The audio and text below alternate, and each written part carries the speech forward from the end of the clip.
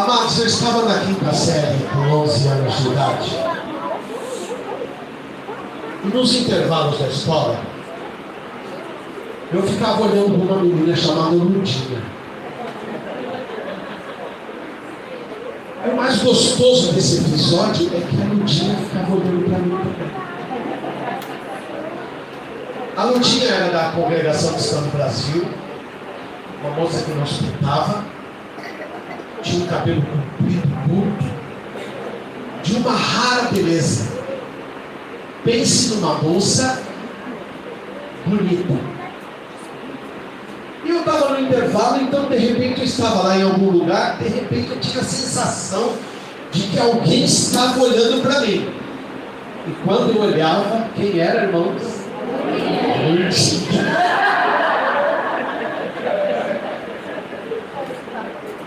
E o inverso era verdadeiro. Tem a vez que ela estava conversando com as colegas dela e tinha a sensação de que alguém estava olhando para ela. E era eu olhando para a Ludinha.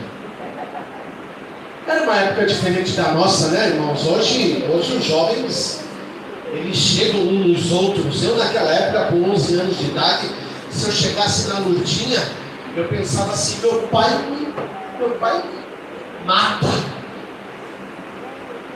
Porque eu sou de uma época que a gente dizia assim, ai, se meu pai souber que eu... Quantos são dessa época aqui, irmãos? Vocês estão velhos pra caramba.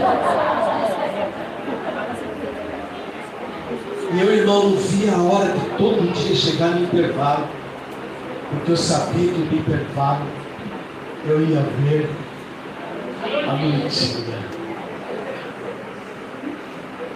Eu era presidente do centro cívico da escola, passava de sala em sala, falando das atividades da escola, conhecia a diretora da escola, os professores da escola. Eu não sei se foi por isso que a Ludinha, Camila Crespi, nossa, eu vejo só no WhatsApp tanta saudade, tá linda, tá bonita. E aí, irmãos, eu era presidente do centro cívico, eu não sei se foi isso que despertou na Ludinha um interesse por mim, não sei. Eu estou na sala de aula, um amigo meu chega para mim e disse assim, Wagner, tem uma péssima notícia para te dar. O que foi? O João Gordo está lá fora, com uma multidão, um pedaço de pau desse tamanho, e diz que vai te pegar hoje. Irmãos, eu gelei na hora. Mas gelei. O que é?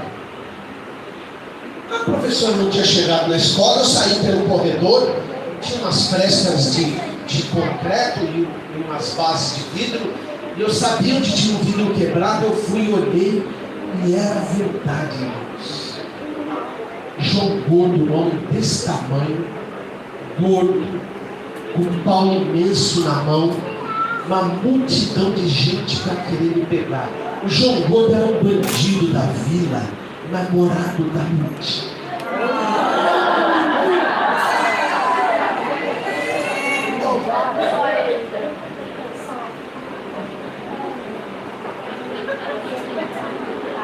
E eu, com essa coragem que Deus me deu, né, irmãos? Pensei, vou enfrentar esse João Gordo. Não. Falei, gente, o que eu vou fazer? Meus irmãos estudavam na parte da manhã, também não me defenderam. Nenhum amigo na sala de aula para me defender. E o número de gente que estava lá fora com o João Gordo era tão grande que eu nunca vi tanta gente junta. E a maior parte do que estavam lá talvez nem soubessem do que estariam lá. Se era uma coisa que a gente gostava de ver no fim da escola, o que era, irmãos? Briga. Hoje vai ter briga na saída da escola. Irmãos, tocou o sinal do término da aula. Falei, Senhor,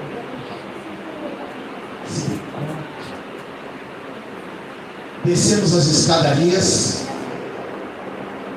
Para a esquerda você ia para o pátio, saía do portão de saída da escola.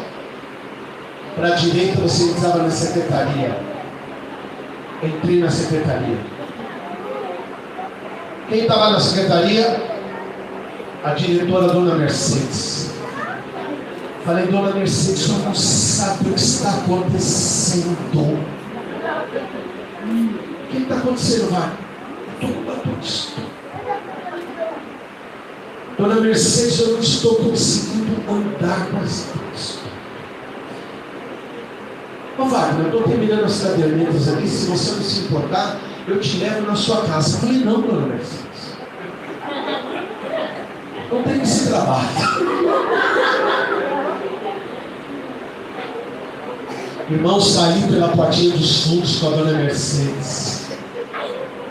Um fusquinha verde bandeira. Não fiz questão nenhuma de abrir o vidro do Fusca. Me agarrei a minha mochila. Fusquinha saiu. O segurança abriu aquele portão. Dei de cara com o João Gordo. João Gordo me olhando com aquele pau na mão. Aquele monte de gente. Fusquinha fez aquela volta, né, irmãos? Eu passei perto do João Gordo, você não olha disso. E a Dona Mercedes me deixou em casa.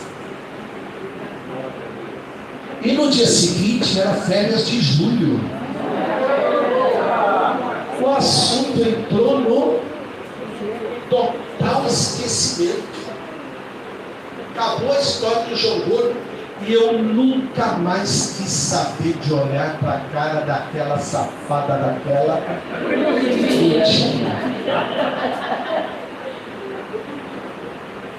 A história é hilária do ponto de vista do humor que eu estou aplicando aqui. Mas no dia, irmãos, que ocorreu, o que teria acontecido comigo se eu tivesse saído e enfrentado um maluco daquele, um pedaço de pau daquele na mão, e instigado por uma multidão? O que faria comigo?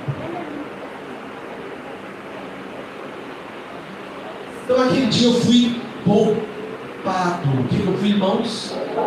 Poupado de uma grande vergonha, poupado de uma surra, poupado sei lá do que. E era um pedaço de pau desse tamanho, era uma coisa absurda. E ele andava para lá e para cá, enfurecido, querendo me pegar. E aí eu tive uma parada assim.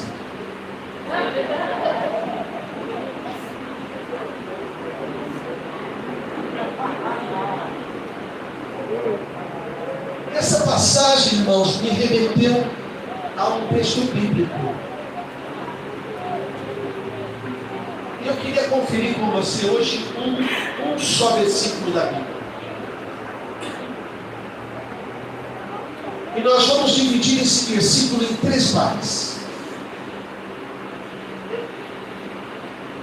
E vamos ver a relação que isso tem com essa dádiva que eu recebi de ser poupado. E vamos ver à luz da Sagrada Escritura as implicações que esse texto tem a ver conosco, comigo e com você. Para mim é um dos textos mais lindos da Bíblia. Romanos 8, 32. Se você puder abrir, Romanos 8, 32. Está na tela. Primeira parte do texto, irmãos. Paulo, o apóstolo, o velho apóstolo Paulo está dizendo: aquele que nem mesmo seu próprio filho poupou. Hoje eu vi ali o Eduardo Vídeo com a esposa me mostrando com uma alegria exuberante o bebê, fruto do casamento deles, que eu tive a bênção de poder realizar.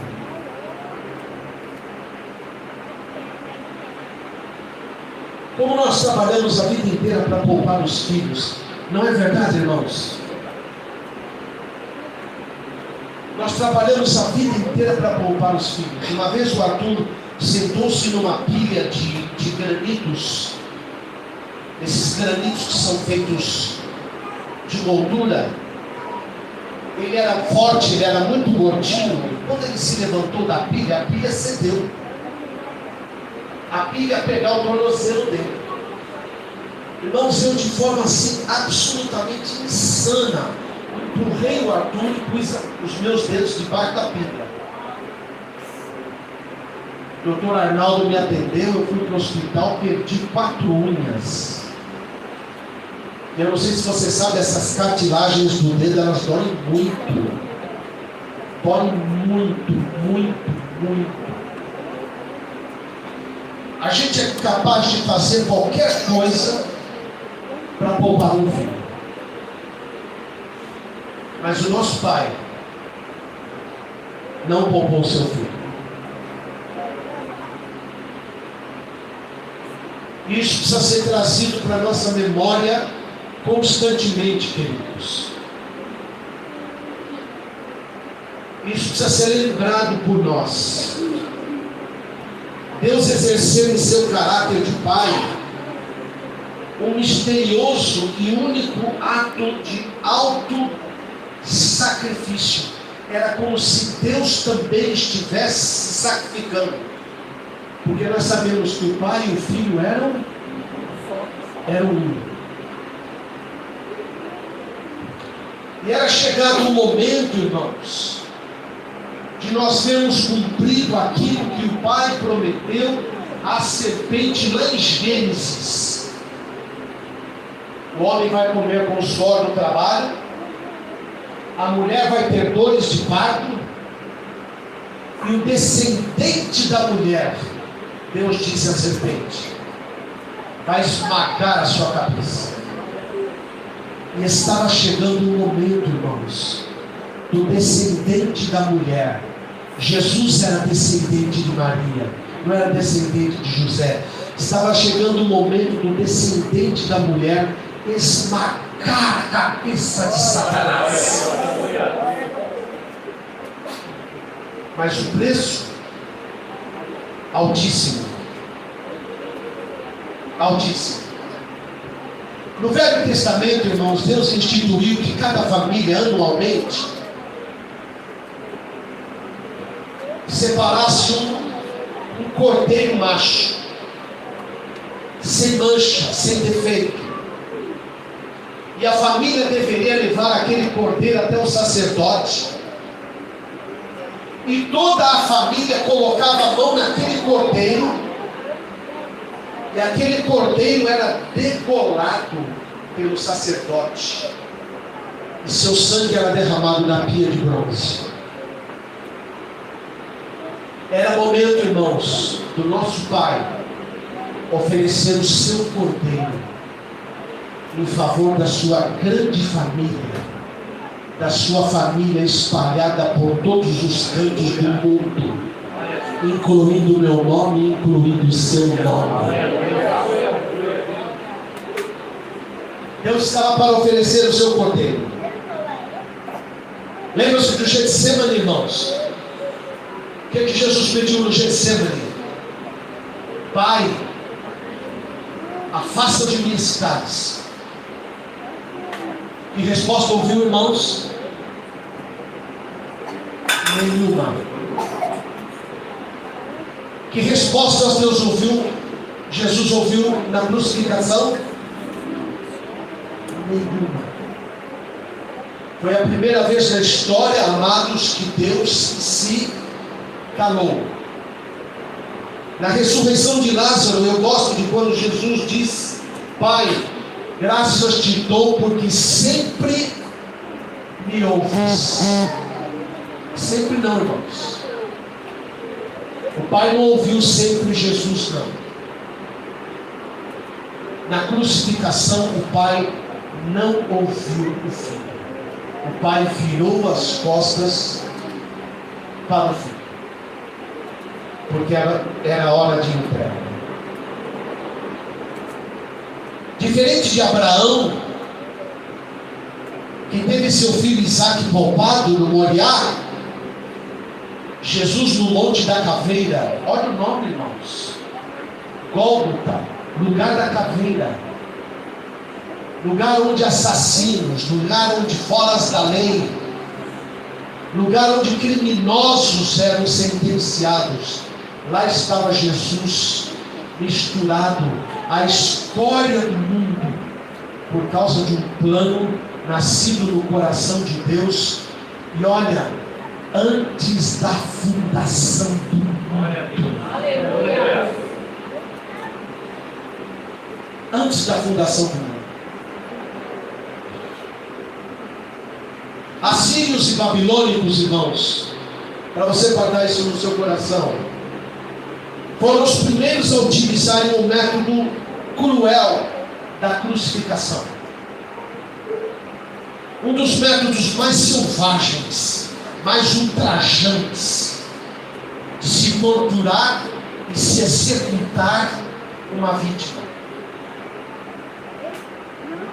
Os persas já crucificavam pessoas no século 6 a.C. Era uma morte precedida de um castigo severo. E nos dias de Jesus, os romanos eram responsáveis pela crucificação. O processo era simples. A pessoa, em primeiro lugar, era submetida a uma série de flagelo. Ela recebia 40 chicotadas, dos chicotes mais diversos, chicotes com pedaços de chifre, com pedaços de lâmina. O objetivo era dilacerar as costas da vítima, era deixar em carne viva as costas da vítima. Era o começo do processo da crucificação. Na segunda parte, amados, a vítima carregava o tronco, a parte de cima da cruz. Era amarrada de um lado, amarrada do outro, e a pessoa era obrigada a carregar aquilo pela cidade, o lugar da sua morte. Eram pregados seminus, para mostrar toda a sua vergonha. Os pulsos eram perfurados, não as mãos, senão as mãos eram rasgadas.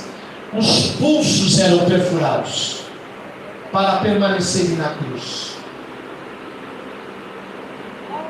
Havia uma base a certa altura da cruz, onde um pé era posto sobre o outro, e ali os dois pés eram pregados. As costas ralavam com frequência no madeiro.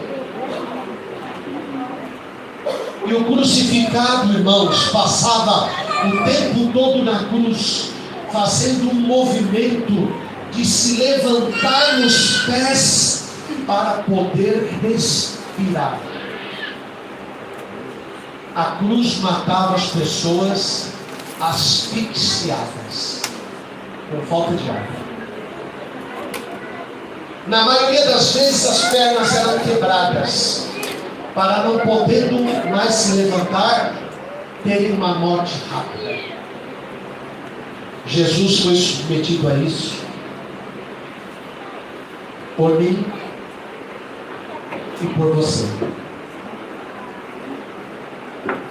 Saiba disso. Há 2023 anos atrás, não há confusão nenhuma na história, não há equívoco nenhum na história. Aconteceu esta crucificação em meu favor e em teu favor. E isso precisa representar alguma mudança na nossa vida. Primeira parte do versículo diz que aquele, vamos ler juntos?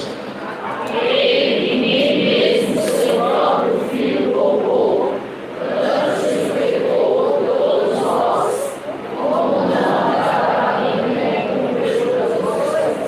só a primeira parte?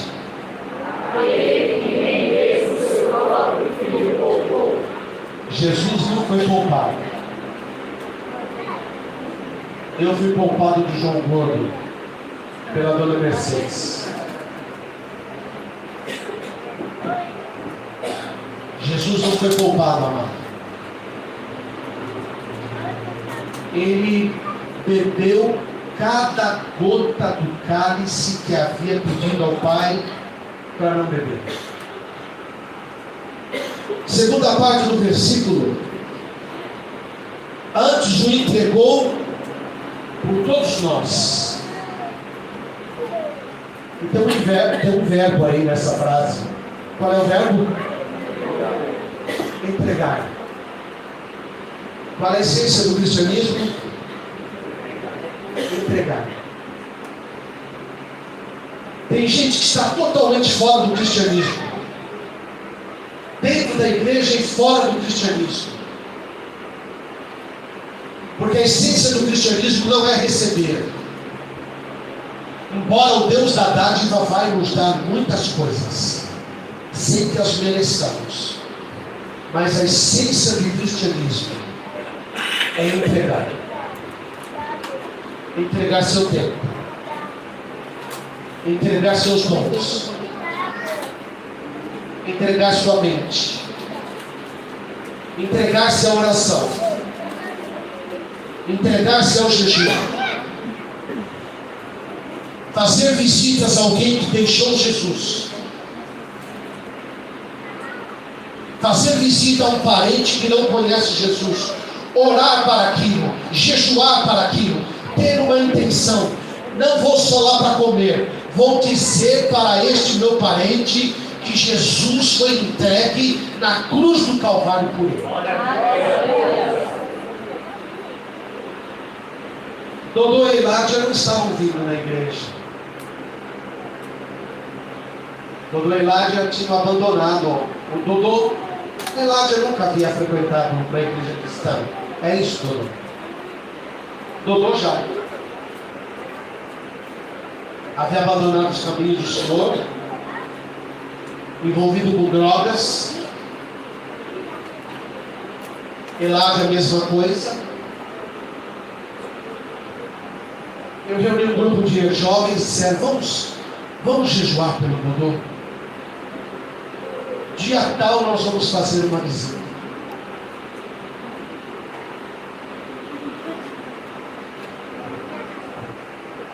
Oramos, jejuamos, chegamos lá, irmãos, não fizemos nada, o Senhor fez tudo.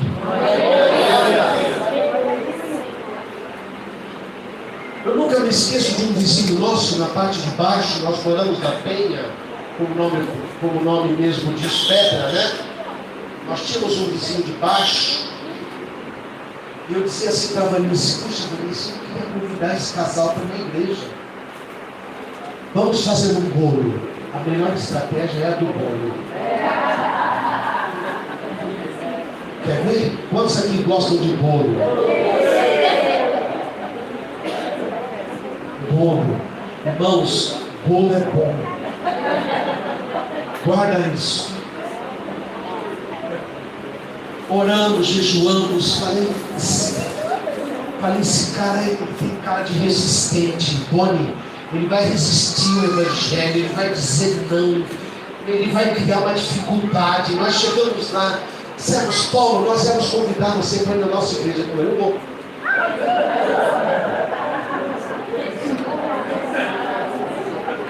Glória a Deus. Irmãos, ele não se converteu até hoje. Em compensação, a esposa é uma mulher extremamente convertida. E vira e mexe, ela me manda mensagens, lembrando aquele dia. Ela não esquece o dia. Cristianismo é entrega, amado.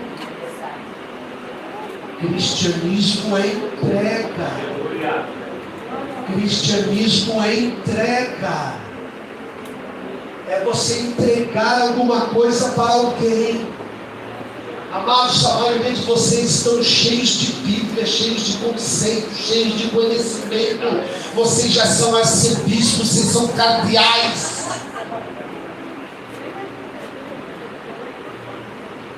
É só entregar. E o Espírito Santo vai fazer a obra. Não, pastor Wagner, você não conhece os encarditos que eu tenho na minha família. É mesmo? Ore, jejue e vá até lá. Você vai tomar um susto. O Espírito Santo vai agir. E aquela pessoa vai se render a Jesus Cristo. Por quê? Porque houve uma entrega do seu coração ao nosso Pai. O Espírito Santo nessa manhã, nessa data tão importante, que a minha querida Eládia vai adentrar ao pastorado, ela está sendo convocada para o ministério de entrega. Vai entregar. Talvez não receba mais. Só entrega. De graça recebestes, de graça dá. A Bíblia é clara, irmãos. Nós recebemos a salvação pela graça. Irmãos, quem de nós aqui amou Jesus primeiro? Ninguém. Ele nos amou primeiro.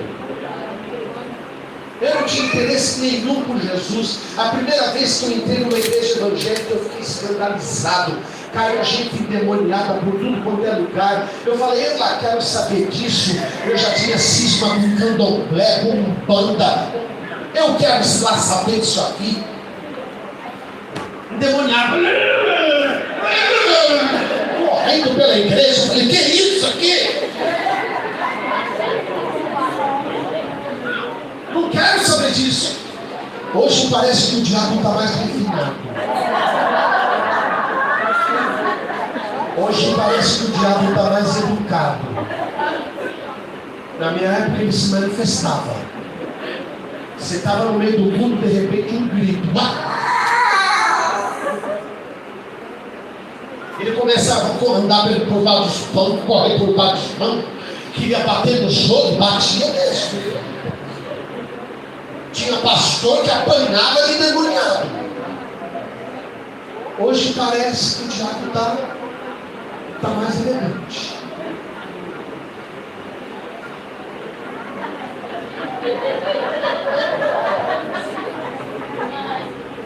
Mas ele continua atuando. Ele é o enganador. Quem é Satanás, irmãos? O enganador.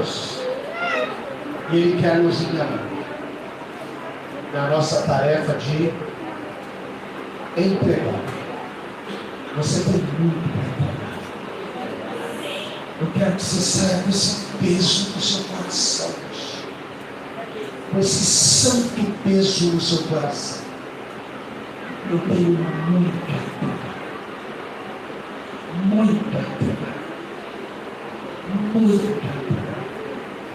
Deus já fez muita coisa na minha vida. Eu sou eterno devedor ao meu Pai. Eu tenho muito a entregar. Pelo muito que Ele entregou por mim. E o versículo termina, irmãos, para mim, com um dos maiores mistérios espirituais que Paulo escreve. Como não nos dará também com Ele todas as coisas? Como é que Deus não nos dará, juntamente com Cristo, todas as coisas? E aqui coisas, não estamos falando de coisas materiais. Embora as receberemos também. Mas o texto aqui está dizendo que Deus vai dar a você dons sobrenaturais, capacitações espirituais, habilidades espirituais. Deus vai fazer você andar no sobrenatural.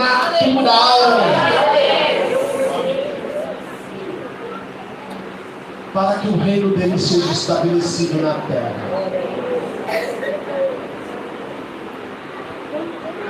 Irmãos, o reino de Deus é tão misterioso que certa vez Jesus disse: olha, o reino de Deus está ali e acolá. O reino de Deus está onde? Dentro de vós. O reino de Deus está dentro de vocês. Ele só precisa ser manifesto. Manifesto. Então, a terceira boa notícia: o Pai não poupou o Filho, entregou por todos nós. E a terceira boa notícia: já te deu todas as coisas que você precisa para ser um crente cheio do Espírito Santo. Você não tem desculpa. Você não tem mais desculpa. E para encerrar, você tem se poupado?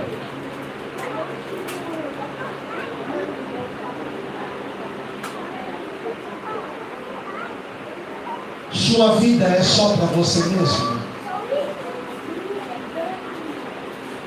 Deus pode contar com você para os seus planos de alcançar o homem?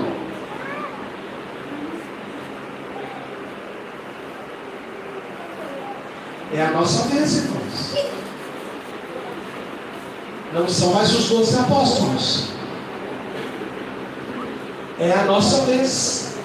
Eu preciso nessa hora que você cutuque a pessoa que está do seu lado e diga para ela: é a sua vez. É a sua vez. É a sua vez.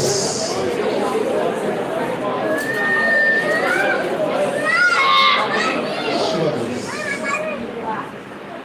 Já tem situação. Você tem oferecido sua vida a Deus? Cada dia: Senhor, eu ofereço a minha vida ao Senhor.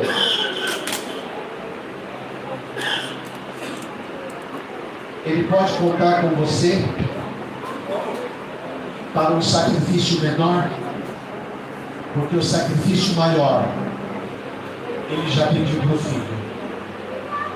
Você nunca, eu e você, nunca teremos que sofrer o que Jesus sofreu. Mas nós teremos que realizar a mesma missão que Jesus realizou. Espírito Santo, que essas verdades sejam cravadas no nosso coração. Que essas verdades espirituais não saiam da nossa mente, não saiam do nosso sentido, e elas sejam transformadas em ações práticas, em ações totalmente novas e em milagres. Eu sou um agente de milagres sobre a terra. Eu estou diante de um público nesta manhã, Senhor. Cada um destes meus irmãos, cada uma destas minhas irmãs são agentes de milagres sobre a terra. Em nome de Jesus. Amém. Aplauda o Senhor.